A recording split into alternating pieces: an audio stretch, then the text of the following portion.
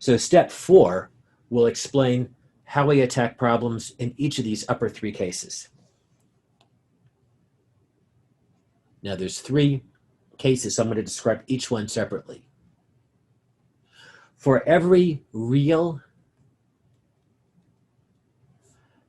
and unique pole, in other words, talking about our cases in the upper left, S equals minus K. So as an example, for this case, K would be +2 and +3. Why the heck are we talking about S being equal to -K? Why not just let it equal +K? It's because our poles will always be negative, so defining our Ks as in this way, we'll let our Ks be positive. And for every pole that looks like this, you're going to add a something over S plus K term, where the top will be a constant that you just simply don't know. So the first one will look like a capital A, the second one will look like a capital B, and so on. So as an example of what the heck I'm talking about, let's say we've got a equation where we want to take the inverse Laplace transform. That looks like this. So the first part will look like this, and the second part will look like this. All we've done is changed the product of these two parts into a sum of these two parts. And we've said the top is going to be A and B. The top will be A and B no matter how complicated our numerator looks. It'll always be a single number. As long as we've got real and unique poles, and we certainly do here, our real and unique poles here are at S equals -1 and -3. And as long as that's true, we can just break apart this product as a sum and say it's equal to some number A and B that we'll find out in the next section in step 5. Okay, so that's the first possibility. The second possibility is in the bottom section here, bottom left section, for every real and repeated pole.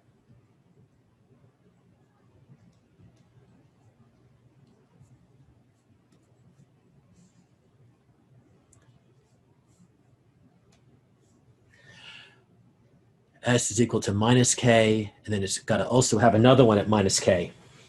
We're going to add A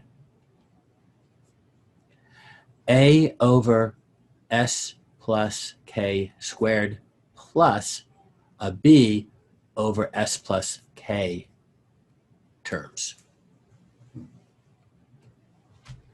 So as a check, we're going to have 2 poles. Just like there were 2 poles here, we had 2 terms that we added.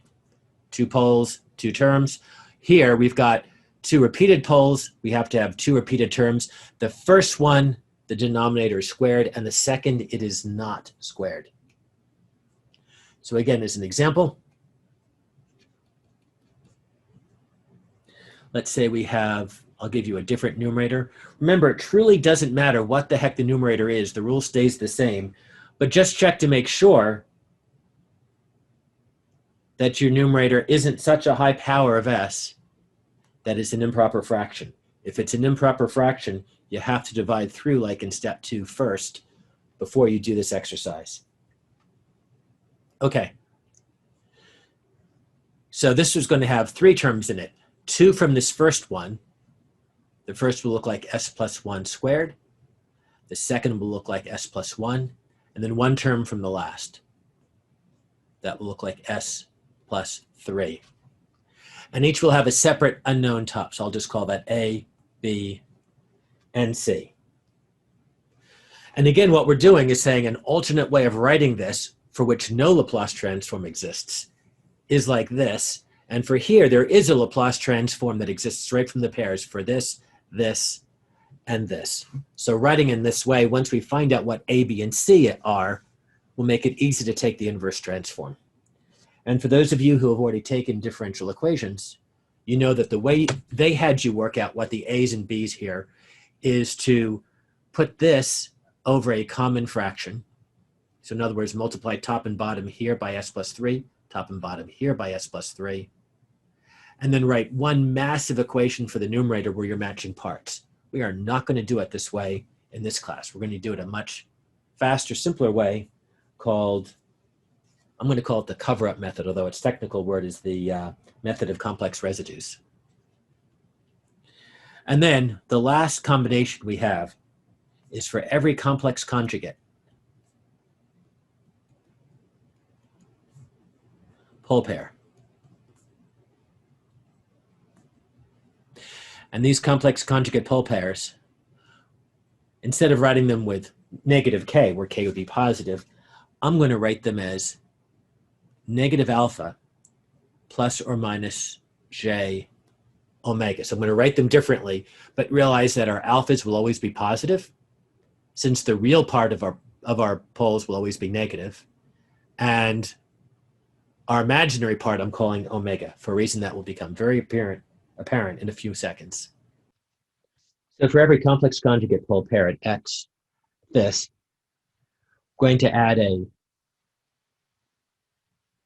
a plus alpha minus j omega plus a conjugate s plus alpha plus j omega. All right, that looks complicated, but notice this. Firstly, this number up here is going to be a complex number. And we typically write it in polar form, even though the denominator we're writing in rectangular form. Secondly, realize that this is just the same, really, as our very first option. What's happened here is that we're going to have two conjugate poles multiplied together. So, of course, the response is going to look like A over the first one plus B over the second one. And the only catch here is that you don't need to recalculate a separate B, because this A star, the star just means it's the complex conjugate of A. So as an example, if A was equal to 2 at an angle of 30 degrees, then A conjugate would be 2 at an angle of minus 30 degrees. So let me give a complete example for this case. Let's say we had a simple numerator over a very complex denominator.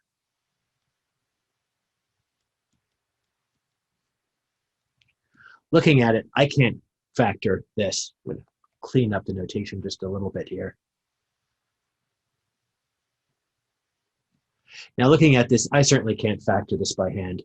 So I would throw that into my calculator and find out that it has poles. The denominator here has poles, has roots of s equals minus 2 plus or minus j3.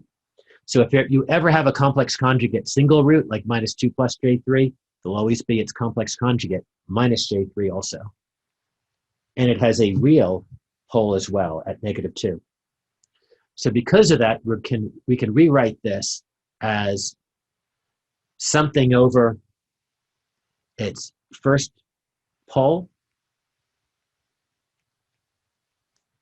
plus something over its, I guess I could write that without the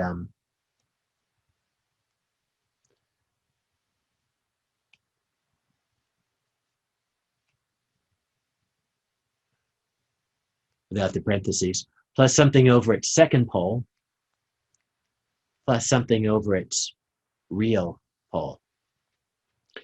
Now notice again, as we do this, that the real parts of all the poles are always non-positive.